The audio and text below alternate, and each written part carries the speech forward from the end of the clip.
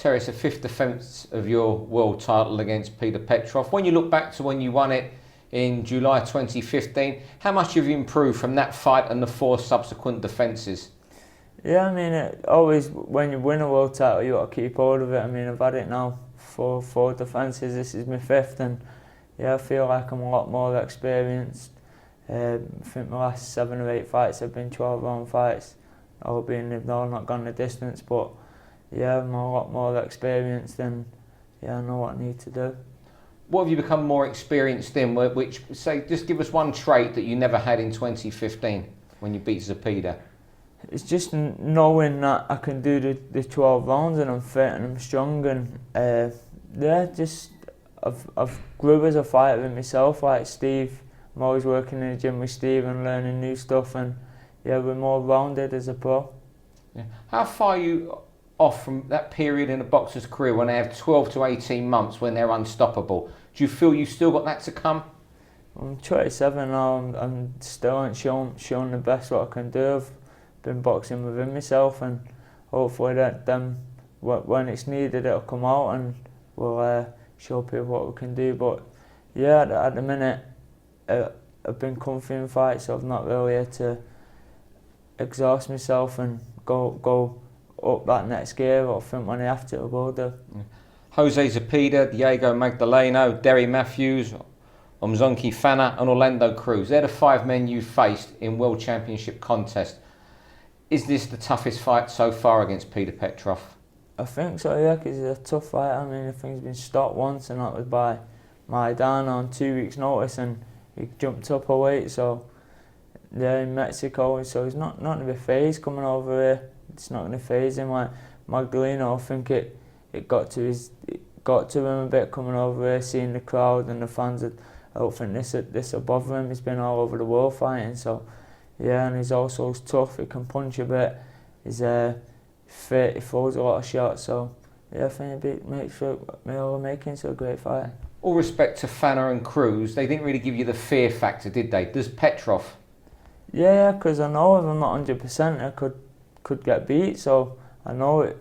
If I want to make the fight easier for myself, I have to be on it mentally and physically and do the right sort of stuff in the fight. So I know in my own head what I need to do, and yeah, and I need to have that bit of fear to get a little bit extra sharpness on the night. You've got that fear in the ring, but what scares you the most? Losing for the first time or having to go back on a building site at 5 o'clock in the morning in the middle of January?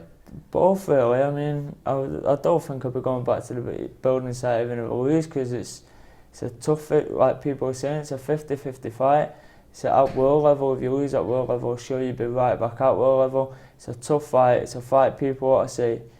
I've not just chosen an idiot to fight who I'm going to knock over. So I want to test myself against these good people, and if I come through this fight, it'll make me a better fighter. I mean, what I'm saying is, boxing is tough, but that must be horrible, getting up 5 o'clock in the morning, 5 days a week to go and earn next to nothing. I've done it, honestly, Steve. It's hard work, don't get me wrong, but yeah, you do what you have to do to provide for your family, and I'm good at what I do boxing-wise, so I think I stick with this.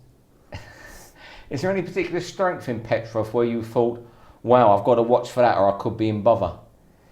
Yeah, just we know. I've sat down with Steve and we know what he's going to bring. We know what he's going to do. He might have a few more tricks, but at the end of the day, you always go back to doing what you're doing when stuff ain't going right for you. So, yeah, not too much, but we know what to expect. We know what he's going to bring.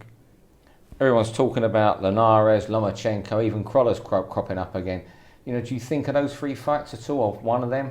No, not at all. I mean, I'd never look past anyone, because like I say, I'm 32 now for a reason. That's because I've never done that. I've never had my eye off the prize.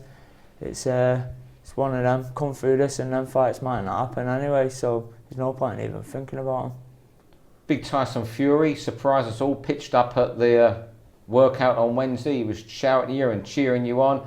He said to us that he's not active at the moment. Ricky Hatton's gone, so you're the man to fly the flag in Manchester. Did that mean a lot to you? Yeah, of course. I mean, coming from Tyson, was he undefeated heavyweight world champion, is dream come true for him. And yeah, I'm living my dream now, and I'm glad he's here to support me. And yeah, it was good for him to come down and show support.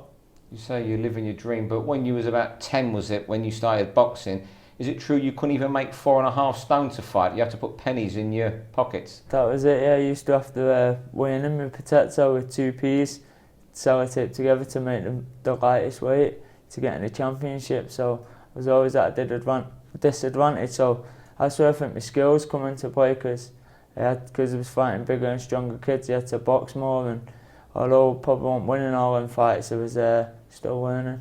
When you were about age and you were the smallest kid in the gym, did guys like Steve Malett, your trainer, who was one of the main boxers in the gym then, did they take you seriously, or were you always just little Terry to them who hangs around with us? Yeah, it was always just little Terry. I mean, little Turbo running about the gym, like doing everyone's head in, dead cheeky, and not in a bad way, but like just winding everyone up. And yeah, they was all saying, wait till you're fighting, wait till you're fighting. This was like when I was 10, before I could even fight. And then yeah, once I started fighting, I think they started liking me a bit more.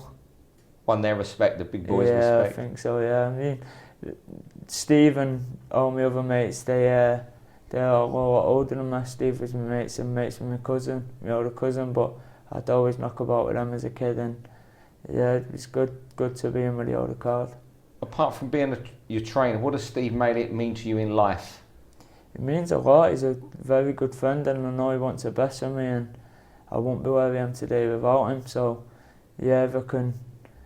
It's also when I went on fighting night, he wins for 2 lads off like local estate and Colts to be going into our 5th defence in the MEN round the corner from where we grew up. It's like a dream come true for both of us. It's unheard of. Your last 4 fights in this area, they've all ended in stoppage. Is it going to be a 5th?